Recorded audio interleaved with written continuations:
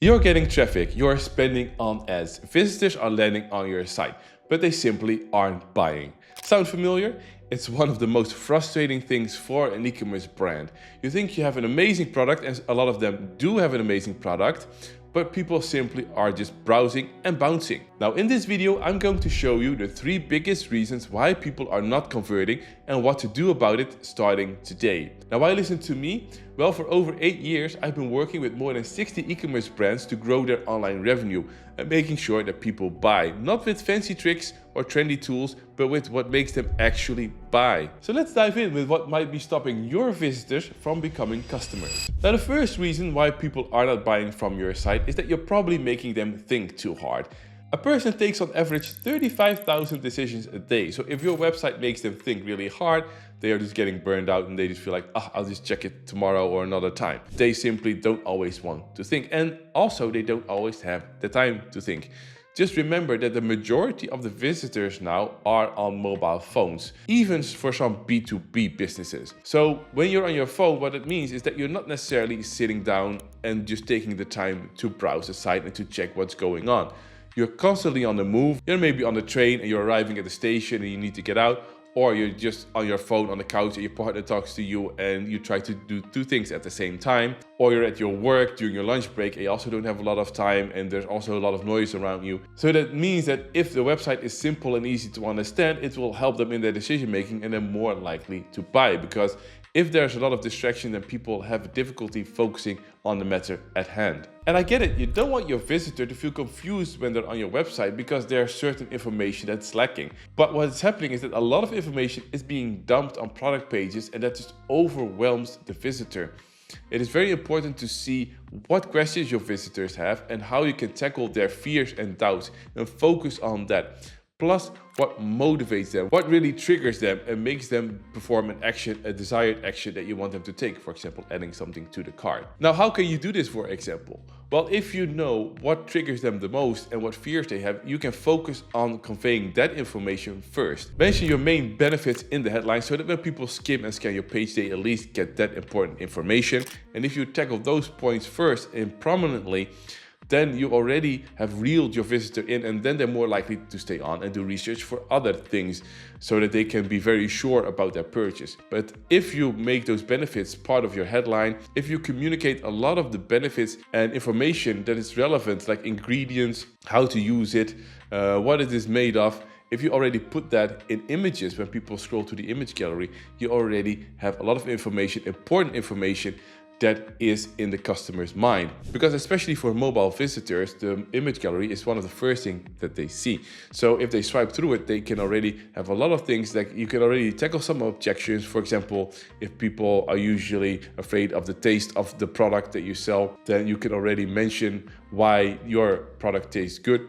If they have doubts about the quality, you can already tackle that with a good close-up image in your image gallery mentioning the quality of the product or the material that it's made of, so that is already tackled. And if there are a lot of questions that people can have, especially if you sell a complex product, use an FAQ section. If people can just see the questions that there are, like the most asked questions, they can pick the one that they have, they can open it, and then they can see the answer. And so they're not overloaded with this block of text with all kinds of information that they have to kind of look at, okay, where is my question and where is it being answered? But they can already just have a clear list of FAQs and they can find their answer very quickly and fast. And that's definitely helpful, especially for the mobile experience, but also for desktop. Now, the second reason why people are not buying on your site is because you're not addressing their doubts clearly enough. Because there are a lot of brands out there. There are a lot of brands that also sell similar kind of product. And worse, there are a lot of people that have had a bad experience with buying something online that either maybe didn't arrive, or that the quality was just really bad and it was a waste of their money, or they had a bad service. So they are cautious. Can I trust this brand? Are they going to deliver on their promises? And those doubts need to be addressed. So that is a part that's about trust. There are also some doubts about maybe the product, like how does it work? How do I need to use it? How can I make the best use out of it? These are also doubts that you need to address, and you need to figure out what is exactly the question that people have so you can answer that. So you need to talk with your customer and get insights into what's holding them back from buying. So look at the trust. What can you do to increase that? But also look at the questions that they have about the product. Because if people don't feel or aren't really sure if it's the right product for them, then they're also not going to buy, because someone who doubts is not a buyer. Now, a good way to tackle this is by answering 3 questions, or by looking into 3 questions. And the first one is, can I trust this brand? The second question is, will this product work for me? And the third one is, what if I don't like it? Now, the first question you can tackle with, for example, trust badges. People need to know if they can trust you. If you have trust badges, if you have a lot of reviews, for example, also on Trustpilot, then people feel more secure that they can actually buy from you. Reviews will definitely help a lot. If there are a lot of people that have already bought from you and they share their experience, then people feel like, okay, they have had this experience, it's hopefully positive, and they're going to be more confident and more likely to buy from you. And those reviews will also help for people if they think like, will this product work for me? Because if you instruct your customers in how they can craft their review, then hopefully they will address some of the doubts and concerns that they had before they bought it. And then people that have those same objections or doubts, they can see that more people have had those questions and doubts, and they actually bought the product, and they are hopefully then happy, of course, with that product. And so they feel, all right, this is something for me. And this is something that will help me with reaching my goal, because that is also what this person had, and they are happy with the product. So reviews can also really help with that. Now, FAQs can also help in this matter if you need to have a certain height or a certain weight, or it's good for people in a certain profession, or if it's, for example, an accessory and you can have an FAQ where you show where it's compatible with, then people can answer that question and they feel like, okay, this is indeed something for me. And therefore, I'm very confident that I can buy this product and it will actually work. Now, the third question, what if I don't like it? You can tackle that with, for example, a clear return policy and make it as easy as possible. It is a fact that when people buy something, they're less inclined to return something. Now, there is, of course, especially with fashion, a trend going on where people try something for a party and then return it. So you have to look for your industry if it really makes sense. But if you can work with a good return policy, a certain guarantee that your product won't break within like a certain amount of time, or that they can just send it back and you repair it. If people feel like, okay, if I don't like it, if it doesn't really pan out, or if it breaks, what can I do? Can I return it easily? Is there a certain guarantee? Are there warranties in place? So that the risk for them of buying your product is reduced. And when there's less risk, or when they perceive less risk, then they're also more inclined to buy. A good example of this is also how you phrase certain things. Like you can say a 30-day return policy, or you can say a 30-day money back guarantee, which is technically the same. People will get the money back if they return it, and people will actually feel more confident in that money back guarantee because that feels like less hassle. They will feel like, okay, I have a guarantee that I will get my money back if I don't like it or if it doesn't work for me. So they are more inclined to actually convert. So look at your page, look at your product page and see if it answers these questions. Can they trust you? What if they don't like it? And is the product the right fit for them?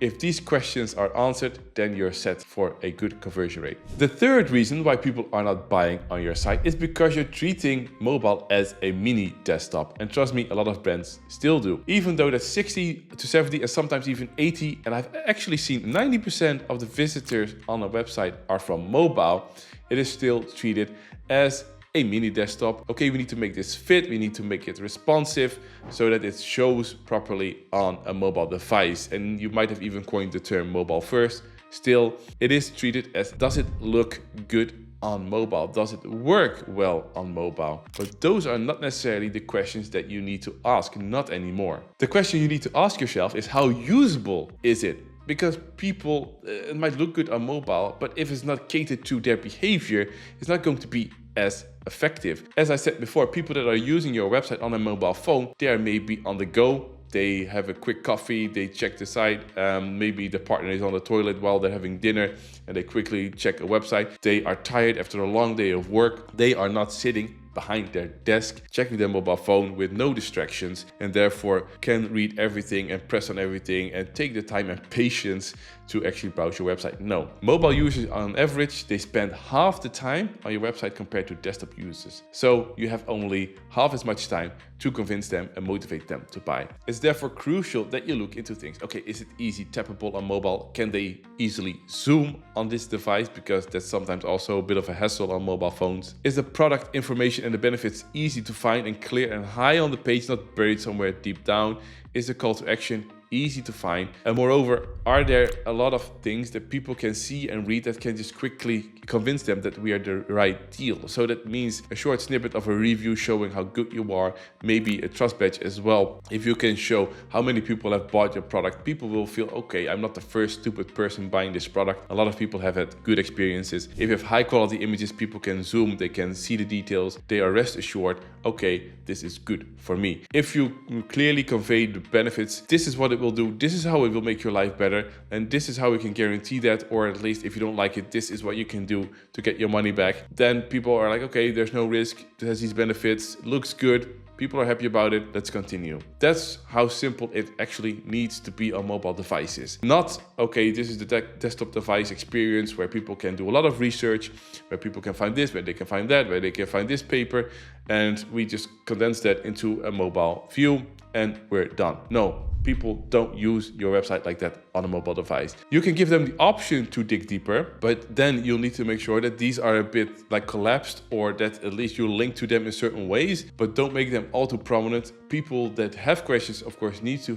have answers to them. You can use the FAQ section for that, but otherwise, keep it as simple as possible so that people, when they are tired, when they have a short amount of time, that they don't have to do an entire research in order to figure out if they want to buy from you. On mobile phones, that's not going to happen. So now you know what the reasons are why people are not buying from your site. And of course, now it's a matter of how to fix these things and to make it as effective as possible. Now, if you feel like you need help identifying those bottlenecks on your website and you want clear, actionable recommendations, then click the first link in the description below and book a free call with me today. Even if we're not a good fit, I'll at least point you in the right direction. Trust me, it will be the best 30 minutes you can spend this week. Now, if you found this video helpful, be sure to like it or subscribe if you want to stay up to date about the latest e-commerce tips and tricks and also case studies. And also, if you want to see how you can create the best mobile landing page, be sure to check out this video.